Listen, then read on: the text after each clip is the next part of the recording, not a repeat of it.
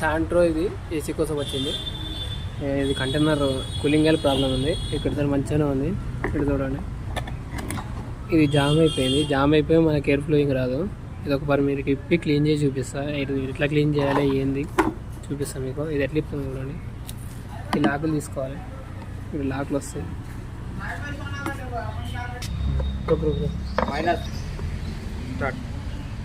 ఈ క్లిప్పులు తీసుకోవాలి. తీసుకొని ఇక్కడ సైడ్ ఒక స్క్రూ వస్తుంది.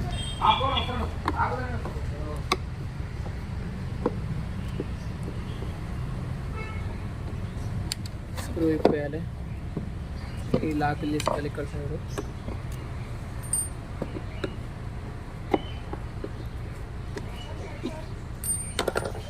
ఇక్కడ ఒక స్క్రూ వస్తుంది. 2 స్క్రూలు 4 లాకులు వస్తాయి. అవి ఇప్పేసుకొని కవర్ని ఇట్లా ఇవ్వాలి.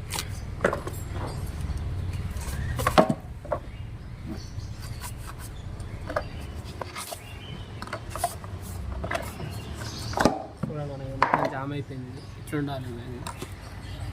ఇట్లా అయ్యింది.